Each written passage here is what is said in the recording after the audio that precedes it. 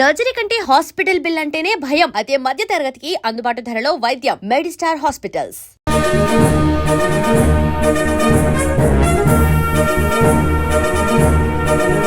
నమస్తే. రాష్ట్ర ప్రభుత్వం జెడ్పీటీసీ ఎంపీటీసీ ఎన్నికలను అనౌన్స్ చేసింది. దీంతో రాష్ట్రమంతా ఎన్నికల సందడి నెలకొంది. అన్ని పార్టీల నాయకులు తమ తమ అభ్యర్థులను వెల్లడిస్తున్నారు. 2 రోజుల్లో అభ్యర్థులు తమ నామినేషన్లు సంబంధిత కార్యాలయాల్లో ఇవ్వాల్సి ఉంటుంది.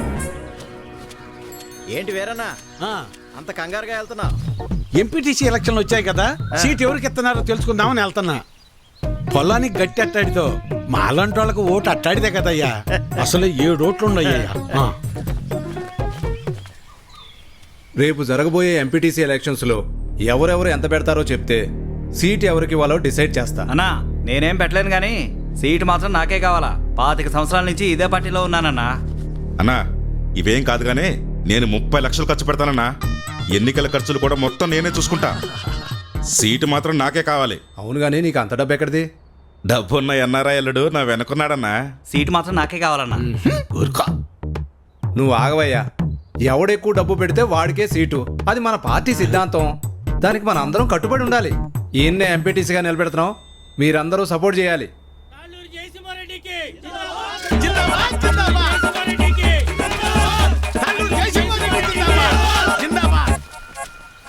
ఏంటి వీరన్నా మళ్ళీ ఎక్కడికి వెళ్తున్నావు?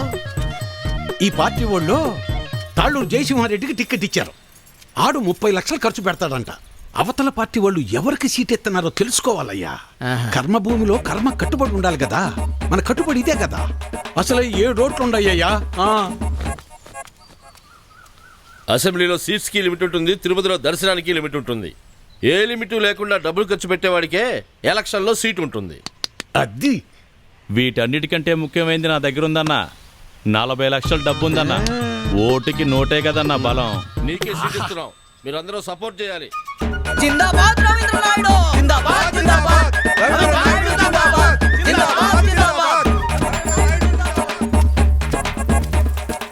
అబ్బబ్బబ్బబ్బబ్బా, ఏం భాగ్యం పెద్ద ఆయన, ఏం భాగ్యం. 2 పార్టీల వాళ్ళు డబ్బులు బాగా ఖర్చు పెట్టే వాళ్ళకే సీట్లు ఇచ్చారు. చిట్టి దగ్గర అప్పడగడానికి వెళ్తున్నా. 4 రోజుల్లో ఎలాగో వీళ్ళు ఇచ్చే డబ్బులు వచ్చేస్తాయి కదా. ఆనందంగా అప్పు చేయొచ్చు. 7 ఓట్లు పాతయారు, కొత్తదొకటి.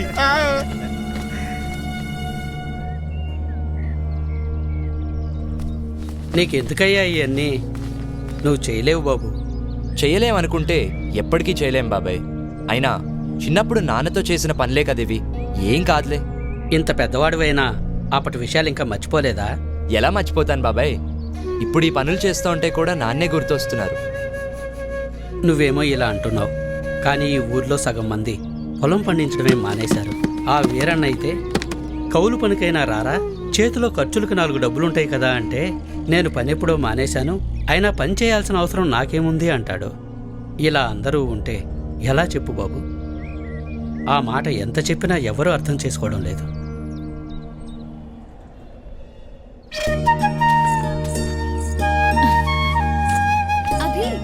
ఇక్కడున్నావా? ఏంటి 2 రోజుల నుంచి కనిపించలేదు? వదిన వాళ్ళతో టౌన్కి వెళ్ళొచ్చాను. అక్కడికి వెళ్ళినప్పుడు సినిమా చూశాను. సినిమా ఎంత బాగుందో తెలుసా? హీరో అయితే అయ్యో బాబోయ్ ఎంత బాగా యాక్టింగ్ చేశాడో, విలన్లని ఎలా కొట్టాడో నాకైతే చాలా బాగా నచ్చింది. పాటలు డాన్సులు చంపేశాడంతే అసలు. కానీ చేయని తప్పుకి హీరోయిన్ ని బాధ పెట్టడం, లాస్ట్ లో రియలైజ్ అవ్వటం. 4 టైమ్స్ ఏడ్చాను తెలుసా. సినిమా చూసినప్పుడు ఏడవటమే కానీ లైఫ్ లో ఎప్పుడూ కన్నీళ్లు రాలేదు. నా ఫ్యామిలీకి నేనంటే అంత ఇష్టం. నా హ్యాపీనెస్ ఏంటో తెలుసా? మార్నింగ్ లేవటం, నాన్నకి కాఫీ ఇవ్వటం, అన్నయ్యలకి బాయ్ చెప్పటం, వదినలతో కబుర్లు చెప్పటం, రెడీ అయి స్కూల్కి వెళ్ళటం, ఈవినింగ్ ఇంటికి వచ్చాక అమ్మతో మాట్లాడటం, అందరం కలిసి భోజనం చేయటం. This is my simple life. I like you.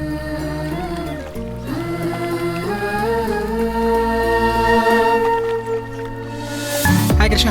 Hi. రేయ్, ఓ అదా, అది మాకు అలవాటేలే. ఇక్కడ డ్రైనేజ్ సిస్టమ్ లాంటివి ఎందుకురా బాబు అంత పెద్ద మాటలు? డ్రైనేజ్ సిస్టము అని మన ఆరోగ్యానికి సంబంధించింది. పద వెళ్ళి మాట్లాడదాం. 200 అవుతుంది. రేయ్, 6 కిలోమీటర్లు అంటున్నాడు. 200 రూపాయలు ఏంట్రా? ఇక్కడ పబ్లిక్ ట్రాన్స్పోర్ట్ లాంటివి ఏం లేవా? పబ్లిక్ ట్రాన్స్పోర్టేషన్ మన ఊర్లో అసలు పబ్లిక్ ట్రాన్స్పోర్ట్ లేదు, సరైన డ్రైనేజ్ సిస్టమ్ లేదు, మినిమం హాస్పిటల్ ఫెసిలిటీస్ కూడా లేవు. ఏం జరుగుతుంది సార్ మన ఊర్లో? ఒక ప్రభుత్వ ఉద్యోగిగా నేను ఎంతవరకు చేయగలను అంతవరకు చేస్తున్నాను సార్. గవర్నమెంట్ దగ్గర ఫండ్స్ లేవు బాబు, ఏం చేస్తాం? అప్పటికే మా వల్ల అయింది, మేము చేస్తున్నాం. అది కాదు సార్ నేను అనేది. అమ్మ ఎలా ఉంది? ప్రతి నెల పెన్షన్ వస్తుంది కదా? ఏమ్మా వీరన్న కూతురు కదా? అవునండి. ఫ్రెండ్సా?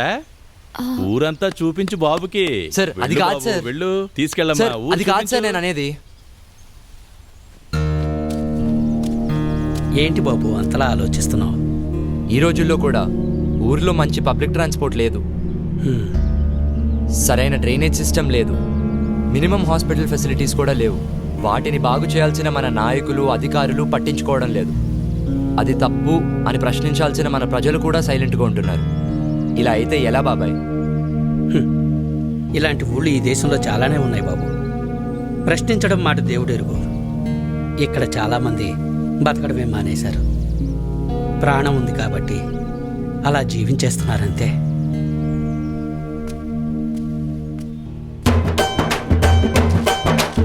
ఇందు మూలంగా 50 మంది ఓటర్ మహాశైలికి చెప్పేది ఏంటంటే, నాగలి గుర్తుకే మన ఓటు, నవచేతన పార్టీకే మన ఓటు కాదు కాదు, పువ్వు గుర్తుకే మన ఓటు, భవిత నిర్మాణ పార్టీకే మన ఓటు, రవీంద్రన్ అనే బంపర్ మెజార్టీతో గెలిపించాలి కాదు కాదు, జయసింహన్ అనే అత్యధిక మెజార్టీతో గెలిపించ ప్రార్థన. కావున నాగలి గుర్తుపైనే మీ ఓటు గుద్ది గుద్ది గుద్ది మన అన్నని మరొక్కసారి గెలిపిస్తారని కోరుకుంటున్నా. రేయ్, 2 రోజుల్లో ఎలక్షన్స్ కదా, ఓటు వేయడానికి రావట్లేదా? రే, నాకు ఈ ఎలక్షన్స్ అంటే అస్సలు పడదు, అందుకే నేను ఇప్పటివరకు ఓటే లేదు తెలుసా? రేయ్, ఓటు వేయకపోవడం ఏంట్రా? అది కరెక్ట్ కాదురా. అరే నువ్వు ఈ క్లాసులు పీకడం ఆపరా బాబు, నాకు చాలా పని ఉంది ఇక్కడ, నేనుంటా, బాయ్. ఈసారి గెలుపు మందే. ఎరా ఏంటి ఎలా ఉంది అక్కడ ఎలక్షన్ మూమెంట్? అన్ని బాగానే జరుగుతున్నాయి అన్న. ఓ పని చేద్దాం, అన్నా. ఈ రోజు రాత్రికి మన ఊరోళ్ళందరికీ మంచి పార్టీ అరేంజ్ చేద్దాం. సరే అన్న. నా ఓటు నాటు జరా కముడు పోయిందో,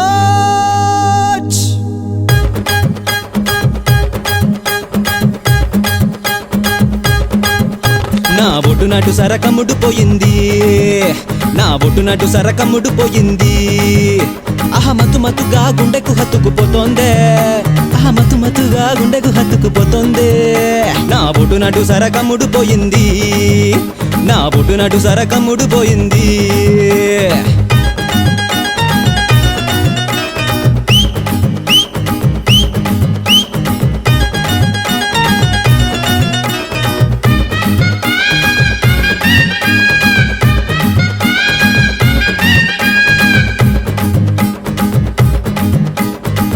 అయ్యరే బ్రాండు బీరు చూస్తేనే గుండె జోరు, నర నరాల హుషారు, ఇంకెవ్వరు గుర్తురారు.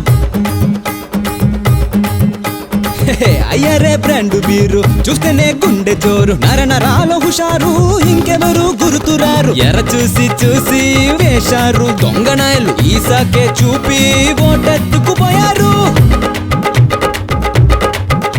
నా ఓటు నాటు సరకముడు పోయింది, నా ఓటు నాటు సరకముడు పోయింది, అహమతు మతుగా గుండెకు హత్తుకుపోతుంది, అహమతు మతుగా గుండెకు హత్తుకుపోతుంది, నా ఓటు నాటు సరకముడు పోయింది, నా ఓటు నాటు సరకముడు పోయింది.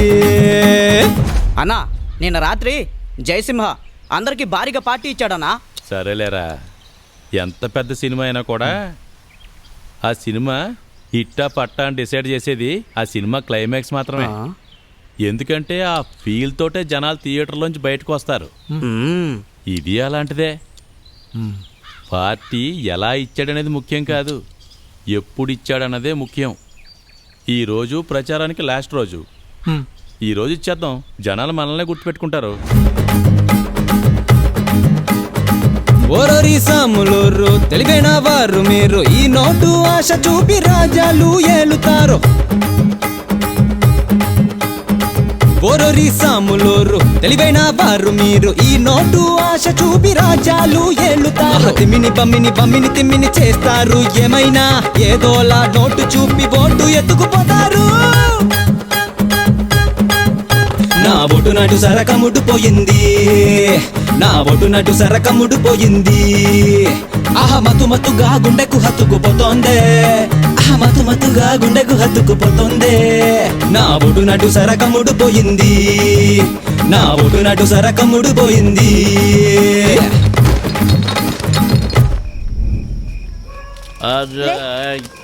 ఎవరా లేవయ్యా రానా ఏంటత్త ఇది ఏం చెయ్యాలయ్యా ఈ తాగుబోతోడితోటి ఏళ్ల తరబడి ఎగుతున్నాను నాకు అలవాటైపోయిందిలే అది కాదత్తా ఇలా మందుకు నోటుకు ఓటు అమ్ముకోవడం కరెక్ట్ కాదు కదా ఇది కరెక్టా కాదా అన్నది మాకు తెలియదయ్యా అయినా మాకు చెప్పడం కాదయ్యా ఆపగలిగితే ఇచ్చేవాళ్ళ నాపు లేవయ్యా రానా లే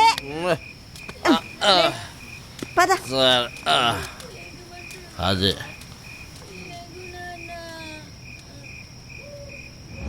సిటీ నుంచి వచ్చాడు, బాగా చదువుకున్నాడు. మనం ఏమన్నా అన్నా ఉంటే లీగల్ పాయింట్లు మాట్లాడతాడు. ఆడి తృప్తి కోసం ఏదో చేయండి.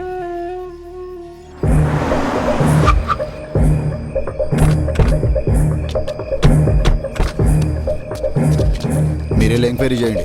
మీటలు మీరిద్దరు అటేలండి, ఒకళ్ళు నాతో రండి. ఏమా పార్టీ వాళ్ళు మీకు ఏమైనా డబ్బులు ఇచ్చారా? ఆ రవీంద్ర గారి దగ్గర ఓటుకు డబ్బులు తీసుకున్నారంట కదా మీరు? తీసుకున్నారా మీరు? పార్టీ నాయకులు వచ్చారు కదా, డబ్బులు ఇచ్చారంట కదా, తీసుకున్నారా? మరి డబ్బులు పంచారని కంప్లైంట్ వచ్చింది. మీరేమైనా తీసుకున్నారా? తీసుకోలేదా? ఓటు వేయడం కోసం మీకు ఎవరైనా డబ్బులు ఇచ్చారా? ఇవ్వలేదా? మరి కంప్లైంట్ వచ్చింది ఏంటి సార్ మా ఇంటికి వచ్చారు? మీ ఇంట్లో వాళ్ళు ఓటు వేయడానికి డబ్బులు తీసుకున్నారని కంప్లైంట్ వచ్చింది. కంప్లైంట్ ఎవరు ఇచ్చారు సార్? అభి ఇచ్చాడు.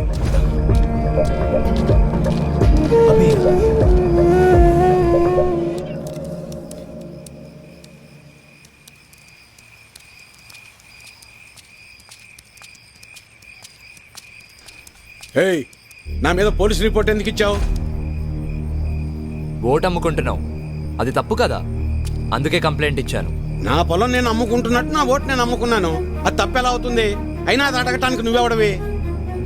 చూడు, ఈ పట్టీలో ఇటుకలు ఎన్ని ఉన్నాయో అన్ని పార్టీలు రావాలని కోరుకుంటున్నాను నేను.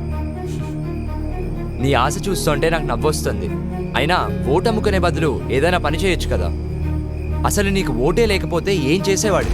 ఏయ్, నన్నేమైనా అను, నా ఓటును మాత్రం అనొద్దు. నా ఆత్మ ఓటు, నా ఊపిరి ఓటు.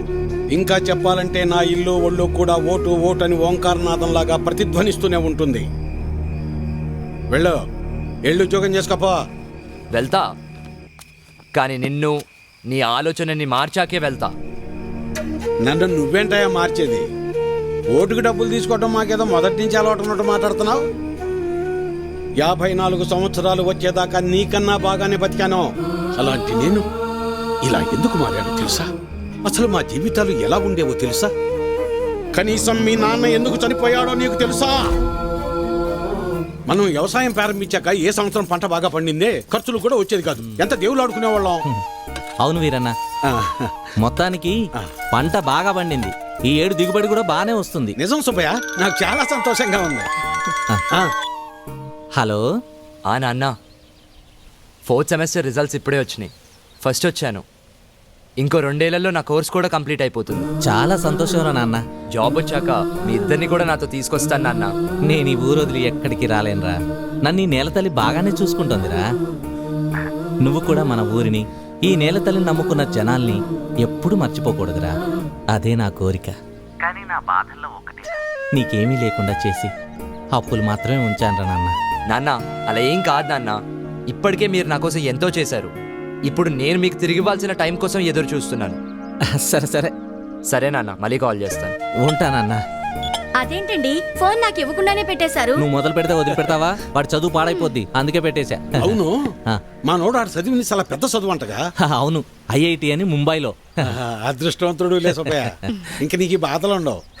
అవును, మర్చిపోయా వీరన్న, మొన్న శంకర్ కమలాపురం నుంచి ఫోన్ చేశాడు. ఏమని? వాళ్ళ అమ్మాయిని మీ చిన్న కొడుకు ఇవ్వడం వాళ్ళకి ఇష్టమేనట. మరి చెప్పమే, పిల్లలు చెప్పొద్దు ఈ సంగతే. వెళ్తాం, చెప్పండి. వస్తాను సులోచన. అదృష్టం. నాన్న నేను ఇంటర్లో జిల్లా ఫస్ట్ వచ్చాను. అలాగా మా తల్లి బంగారు తల్లి. అమ్మా అన్నయ్యకి మంచి సంబంధం కుదిరింది. అదిగో చూడమ్మా, పెళ్ళనంగానే అన్నయ్య ముఖం ఎలా వెలిగిపోతుందో. ఎన్నో సంబంధాలు చూశాక చివరికి 20 కిలోమీటర్ల దూరంలో ఉన్న కొలకలూరు పిల్ల దొరికింది.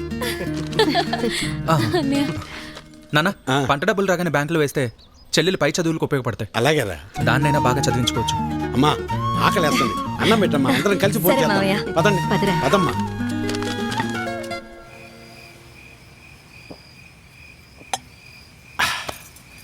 ఇవాళ నాకు చాలా సంతోషంగా ఉందా. పంట బాగా పండింది, మన అప్పులన్నీ తీరిపోతాయి, ఇకపై మన బతుకులు కూడా మారిపోతాయి. ఇన్నాళ్ళు చిన్నాడి గురించే నాకు అది దిగులుగా ఉండేది. ఇప్పుడు ఆడిపెళ్లి కూడా కుదిరింది. మన అమ్మాయిని బాగా చదివించి కలెక్టర్ని చెయ్యాలి. ఆ తర్వాత మన బతుకంతా సంతోషమే. నీ పేరు మల్లాది వీరన్న కాదు, మాటల వీరన్న అని పెట్టాల్సింది. ఇంకేమన్నా పెట్టొద్దు. సర్లే పద. పద. మబ్బట్నట్టుందయ్యా. మబ్బులేదేం లేదులేరా.